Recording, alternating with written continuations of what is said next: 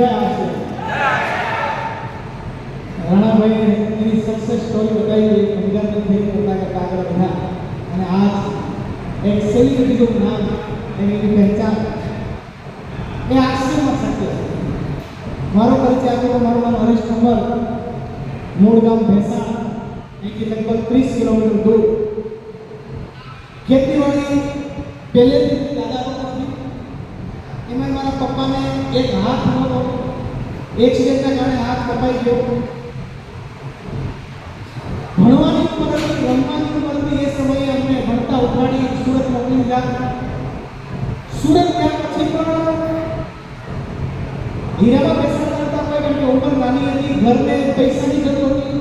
સુરતની અંદર ચાની હોટલની અંદર કપડે ધોયા, દૂધ વેચ્યું, ટોયલેટ ક્લીનર અને ટોયલેટ સાફ કરવાનું એસી વેચ્યું, ક્વોલિટી વેચી. આવા કંઈક સંઘર્ષ કરીને જિંદગીને આગળ વધારતા એવામાં હીરામાં બેસવાનો મોકો મળ્યો. 14 વર્ષના હીરા બેસા અને ડાયમંડ વાળાની જિંદગીમાં સમજી શકો ઘણા બધા લોકો હીરામાં કામ કરેલું છે. જેને પથ્થર કહેવાય એની જિંદગી પથ્થર જેવી. કેમ ભાઈ? એમાંનો એક વ્યક્તિ 2007માં મારી પાસે આરસીમાં આવ્યો. આમ તો આરસી મને સમજાવી નહોતું, કારણ કે આરસી મારી પાસે 2004માં આવ્યું, ન સમજો. 2005માં આવ્યું, ન સમજો. 2007માં જ્યારે મારી પાસે આરસી આવ્યું, અને હું ધન્યવાદ દઈશ જગદીશભાઈ ભંડેરીને, જેણે મારું ફોર્મ ભેગા કરવા માટે જોરદાર ચાલ્યું. મને કદી સેવો આગળનો રસ્તો બતાવ્યો, દિનેશભાઈ સાથે મુલાકાત કરાવી, ભગવંતભાઈ સાથે મુલાકાત કરાવી અને મને સપોર્ટ આપતા ગયા. પહેલી ઇન્કમ મારા એકાઉન્ટમાં 229 રૂપિયા આવી. મારો વિશ્વાસ કર્યો, કંપનીની વિઝિટ કરી, સેમિનારમાં જવાનું સ્ટાર્ટ કર્યું. શરૂઆતમાં કંઈક લોકોને સમજાવતો પણ લોકો મને સમજાવી દેતા. હલો, કારણ કે 17 વર્ષ પહેલા મેં આ સ્ટાર્ટ કર્યો એટલે ત્યારે 17 વર્ષ નાનો મને જોઈ મૂકી હતો ને. 17 વર્ષ પહેલા મને હાથે તો મને યાદ છું કે સમજાવે હતો, હું સમજાવી હું એને સમજાવતો અને મને સમજાવતો કે આ કઈ ના. પણ છતાં મારો વિશ્વાસ પડતો હતો, અપલાઈનનું માર્ગદર્શન, એના સપોર્ટ, એના ગાઈડલાઇન્સ પર ચાલતો રહ્યો. એક વર્ષની અંદર મારી મહિનાની ઇન્કમ 7000 ની થઈ. ફૂલ ટાઈમ સ્ટાર્ટ કરી. લોકોએ મેળા ટોળા કર્યા, પૈસાની ચેલેન્જ, ઘરમાં ખાવાના પૈસા નહીં, આવી મુશ્કેલીમાંથી બહાર નીકળતા આજ હું કહી શકું, ક્યાં મહિનાનો ચેક 2 દિવસ પહેલા ટ્રાન્સફર વધારીને આંકડા તમને સાંભળ્યા છે. મારો આંકડો સાંભળવો છે 3.5 લાખ રૂપિયા એક મહિનામાં. અને કદાચ મને આપણે મોટા મોટા આંકડા સાંભળી તમને કદી એવા ખાટા મારતા છે લાગે હો.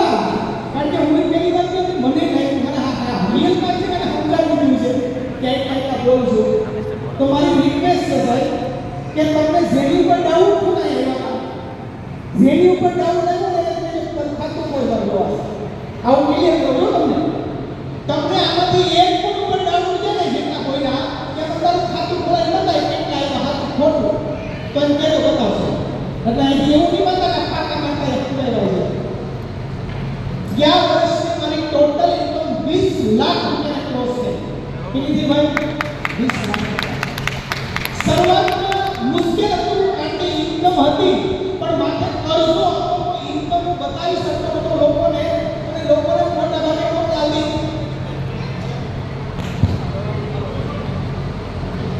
એ ભાઈ એની આલ્બમ અપલોડ કરજો. તો હું જ્યારે કહ્યું આવી ઇન્કમ કરું તો એની ઇન્કમ ખાલી બોલે એટલા થોડા આવતા હતા. પણ રિયલમાં કહું, સ્ટોરી સક્સેસ કરે કહેવાય કે જ્યારે મેં 2007માં આ સ્ટાર્ટ કર્યું, આખું વર્ષ મહેનત કરી, સતત મહેનત કરી, રોજ પ્લાન બનાવવા ગયો, રોજ લોકોને મળવા ગયો. આખા વર્ષની ઇન્કમ આવી 20,000. કેટલી ભાઈ? આખું વર્ષ મહેનત કરી 20,000 રૂપિયા. અને મેં ખર્ચાનો હિસાબ કર્યો ને તો ખર્ચો 20,000 રૂપિયા. આ તો હું ધન્યવાદ દઈશ તારા પપ્પાને કે મારી ઘેર કહેવાય કે આ રખડે છે, આ વેચી નાખશે બધું. પણ મારા પપ્પા મજબૂત હતા. એને કીધું કે એ ટાઈમો છે, લેવું છે, વેચી નાખે, લેવું છે.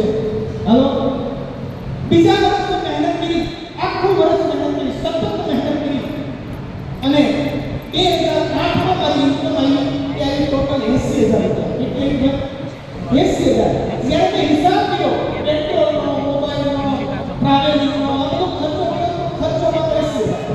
યાની કે 2 વર્ષ સુધીની ઇન્કમ ઝીરો થઈ ગઈ.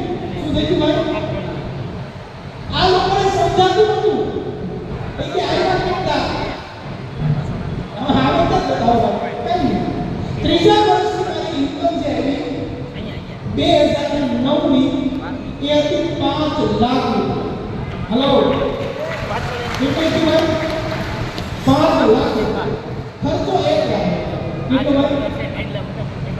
ત્યારબાદ 2010 ની ઇન્કમ આખા વર્ષની સ્ટાર્ટ થાય અને પૂરી થઈ આખા વર્ષનો હિસાબ કર્યો 13 લાખ રૂપિયા.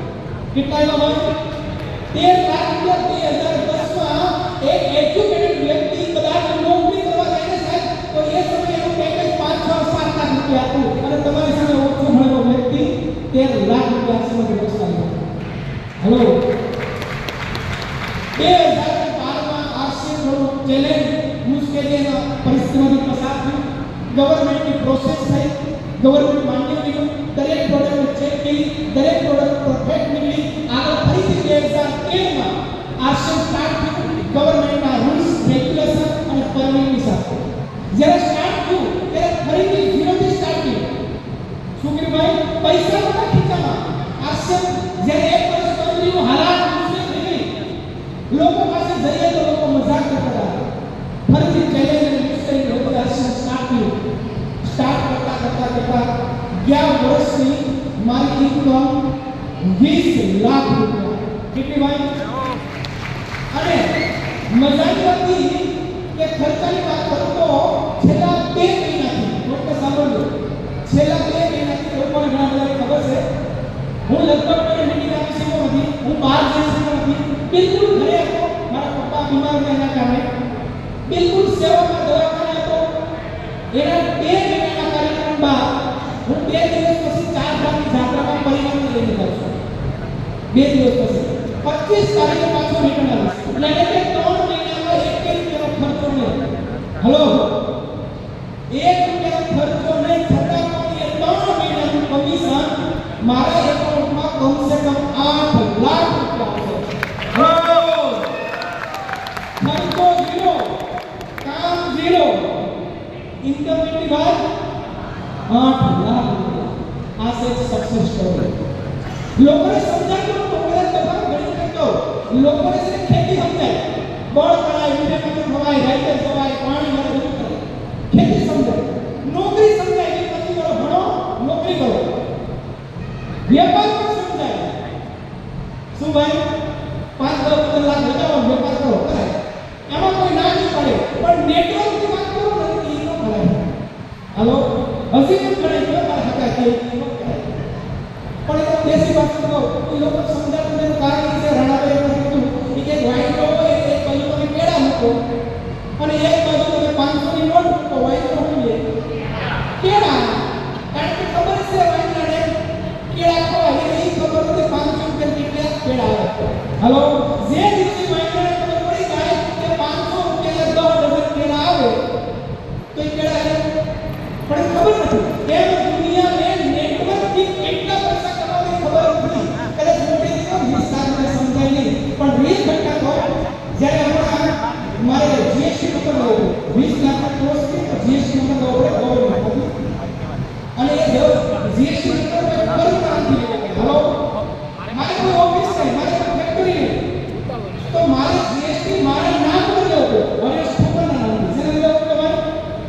અને મજાની વાત તો એ કે જીએસટી નંબરમાં ઘરે ચેક કરવા આવ્યા. મને પૂછ્યું તમારી ઓફિસ ક્યાં છે? ઓફિસ ક્યાં?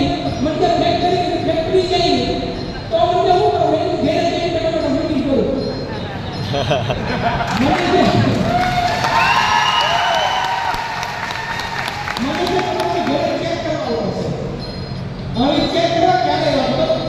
એ મને કહું મારા પપ્પા એક્સપેક્ટ કરી અમને ખબર બરોબર ઘરે બેસું ચાલતું લોકો બધા કપડામાં બેઠા હતા અને જીએસટી ના કર્મચારીઓ ઈ મારી ઘરે ઉલટું થયું. શું થયું ભાઈ? એટલે બધા મારા હાથ જોઈ ગયા એટલે ઈ મારી કેમ આવ્યા? એને પૈસા આવ્યા છે. હલો ઈ મારી કેમ આવ્યા?